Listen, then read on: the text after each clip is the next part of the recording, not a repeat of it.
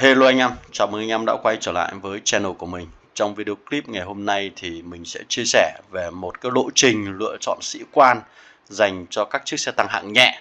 Ok.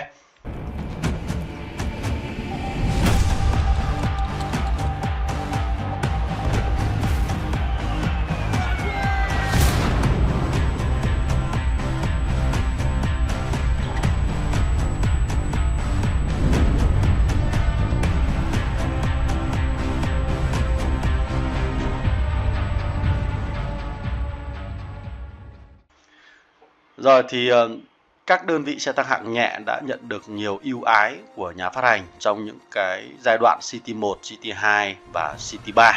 Sau đó là chúng ta sẽ có những đơn vị xe tăng hạng nhẹ ở dạng hiện đại, và đâu đó có những người chơi có sở thích, có niềm đam mê về đua tốc độ và khả năng linh hoạt của đơn vị này.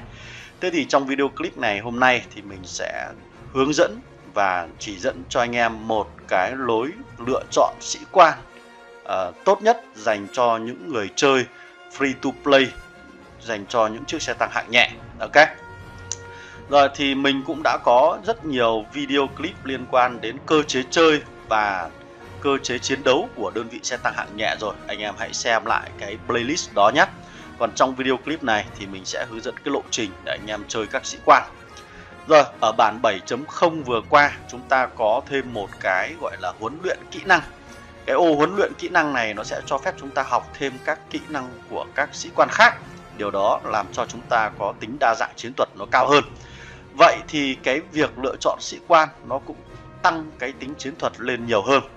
Thế thì trước giai đoạn 180 ngày chúng ta sẽ không có ô huấn luyện kỹ năng này, thì chúng ta cần phải tích lũy các tượng vàng và các tượng của các sĩ quan để chúng ta có thể đợi đến ngày thứ 180 và chúng ta sử dụng. Rồi, thế thì trong giai đoạn 180 ngày thì bạn có thể lựa chọn những sĩ quan nào? Thứ nhất là Percy. Percy là một trong số những sĩ quan miễn phí mà mình đã nhắc rất nhiều cho anh em ở trong giai đoạn đầu. Bởi vì cô nàng này rất dễ để chúng ta có thể sở hữu là 4 cái kỹ năng level 5. Từ đó là chúng ta có thể thức tỉnh được cô nàng này rất nhanh. Và cô nàng này là một cô nàng có thuộc tính linh hoạt, do đó là chúng ta có thể triển khai vào tất cả các đơn vị quân đội khác nhau. Và sở dĩ tại sao mình lại khuyến cáo anh em chọn Percy, bởi vì cái kỹ năng của cô có thể hỗ trợ được cho rất nhiều cho các đơn vị xe tăng hạng nhẹ. Ví dụ như là tăng về sinh lực cho các đơn vị xe tăng nó được nhiều hơn, và tăng về kháng nổ. Thì đơn thuần các đơn vị xe tăng hạng nhẹ sẽ là những đơn vị mà sở hữu tốc độ nhanh. Mà đã có tốc độ nhanh như vậy thì chúng ta sẽ săn tìm kiếm các đối thủ đi lẻ, đặc biệt nhất là các đơn vị pháo binh của kẻ thù. Mà các đơn vị pháo thì họ sẽ gây ra sát thương nổ rất lớn, thành ra là 50% cái kháng sát thương nổ nó sẽ đem lại được hiệu quả cực kỳ cao cho các đơn vị xe tăng hạng nhẹ. Một cái sĩ quan khác mà bạn có thể quan tâm đấy chính là cỗ máy chiến tranh. Anh chàng cỗ máy chiến tranh này là một trong số những anh chàng miễn phí mà bạn có thể sở hữu được ở trong cửa hàng liên minh. Thì mỗi một tuần chúng ta có thể mua được 20 tượng của anh chàng này. Và mình hy vọng là đến ngày thứ 180 bạn sẽ có được cái số lượng kỹ năng của anh chàng này ở mức tối đa. Thế thì cái cặp bài ban đầu tiên ở những cái giai đoạn đầu của trò chơi bạn có thể lựa chọn là Percy đứng ở hàng vị trí thủ lĩnh, sau đó đến cỗ máy chiến tranh ở vị trí thứ hai. Ngoài ra chúng ta sẽ còn có 3 cái sĩ quan khác mà bạn có thể nhận được thông qua nhiệm vụ hàng ngày. Nhiệm vụ hàng ngày ở trong này. Đấy, nhiệm vụ tướng hàng ngày này. Đấy. Thế thì 3 cái sĩ quan đó là gì? Thứ nhất là trung sĩ Spanner, thứ hai là cô nàng Bạch Lang, và thứ ba là Mary.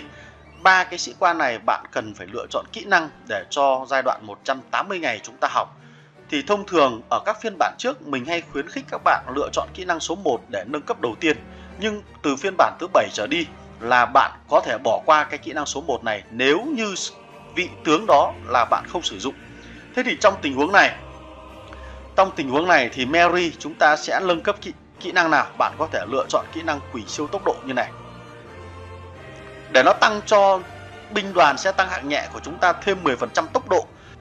Trong trò chơi Warpath này thì đơn vị xe tăng hạng nhẹ là một trong số những đơn vị mặt đất có khả năng chạy rất nhanh, và 10% tốc độ này nó sẽ giúp chúng ta là các xe đua ở trên chiến trường. và hầu như không có một đơn vị nào có thể đuổi được bạn với cái kỹ năng này. Hoặc bạn cũng có thể lựa chọn cái số tượng vàng của Mary để đầu tư vào kỹ năng tăng có lợi sát thương là 15%. Đối với Bạch Lang thì mình khuyến cáo bạn có thể lựa chọn cái kỹ năng gan dạ để tăng 15% sát thương. Cô làng này chỉ có mỗi một kỹ năng này là hữu ích cho tất cả các đơn vị, còn lại thì hai kỹ năng này là dành cho bộ binh, bạn có thể bỏ qua. Đối với anh chàng trung sĩ Spanner thì tương tự như vậy, bạn có thể lựa chọn cái kỹ năng cải tạo xe tăng để tăng thêm hiệu ứng sinh lực nhé. Đó. Thế thì cái cặp bài cái cặp bài sĩ quan ở giai đoạn 182 ngày là bạn sẽ có Percy là một, sau đó là đi kèm là cỗ máy chiến tranh. Trong đó là chúng ta sẽ có một ô để học kỹ năng, thì cỗ máy chiến tranh bạn có thể cho học cái kỹ năng tăng sát thương, tăng sinh lực là 30% hoặc là tăng sát thương là 15% của cô làng Bạch Lang này. Còn đối với Percy, bạn có thể lựa chọn kỹ năng đặc biệt của cô làng Mary, kỹ năng này để học cho Percy. Đó. Hoặc là nếu như mà bạn không thích kỹ năng đặc biệt về tốc độ chạy, bởi vì bạn cho rằng xe tăng hạng nhẹ đã chạy rất nhanh rồi, thì bạn có thể lựa chọn cái kỹ năng xác định nhược điểm để tăng thêm sát thương hơn nữa cho các đơn vị xe tăng hạng nhẹ. Như vậy là chúng ta sẽ có hai cái kỹ năng tăng về sát thương hoặc là một kỹ năng tăng về cái khả năng đặc biệt. Ok, đấy là giai đoạn 182 ngày thì chúng ta là free to play, bạn sẽ có hai cái sĩ quan này rất dễ để nâng cấp. Trong trường hợp mà bạn có 720 tượng vàng trước thời điểm 180 ngày thì bạn có thể lựa chọn một trong hai sĩ quan này để thay thế cho Percy. Đấy, một trong hai sĩ quan này để thay thế cho Percy. Trong đó mình khuyến khích là bạn có thể chọn Hoàng Kim Thần Ưng, bởi vì đây là một sĩ quan linh hoạt, mà đã là linh hoạt thì bạn hoàn toàn có thể triển khai cho các đơn vị bộ binh hoặc là pháo binh hoặc tất cả các đơn vị xe tăng khác.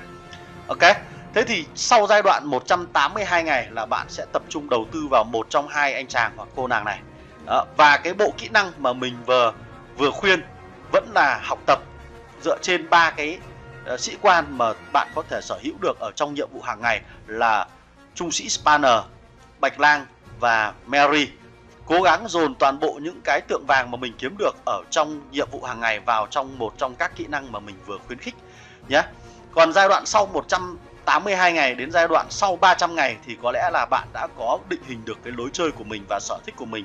Đồng thời là bạn đã có kỹ năng để chúng ta có thể lựa chọn sĩ quan cho hợp lý. Và như vậy thì bạn sẽ tự mình tìm hiểu được cái sau giai đoạn 300 ngày thì bạn sẽ lựa chọn sĩ quan nào và kỹ năng nào. Ok.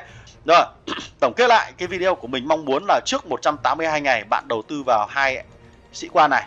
Sau đó các nhiệm vụ hàng ngày bạn đầu tư vào những cái kỹ năng đem đến phần sinh lực hoặc là đem đến phần sát thương của các sĩ quan như là Spanner hoặc là Bạch Lang hoặc là Mary. Ok, để cho giai đoạn 182 ngày là bạn có thể học được rồi. Và sau giai đoạn 182 ngày bạn cố gắng nâng cấp một trong hai cái anh chàng hoặc là cô nàng này để thay thế cho Percy xuất hiện ở trên chiến trường. Ngoài ra thì có một anh chàng nữa mà bạn cũng có thể cân nhắc, đó chính là thợ săn mùa đông. Tuy nhiên anh chàng này thì bạn cần phải tham gia vào bản đồ Moscow thì mới sở hữu được nhé. Rồi, có lẽ là clip của mình cũng đã dài, xin phép tạm dừng được tại đây. Hẹn gặp lại anh em ở trong các video clip liên quan đến sĩ quan dành cho các đơn vị cụ thể khác nhau tham gia ở trên chiến trường. Đây là lối chơi dành cho free to play. Còn bạn là người chơi nạp tiền thì bạn có rất nhiều tướng để bạn có thể lựa chọn. Thì trong đó bạn thích lựa chọn tướng nào cũng được. Ok, đấy là phụ thuộc vào tất cả vào bạn nhé.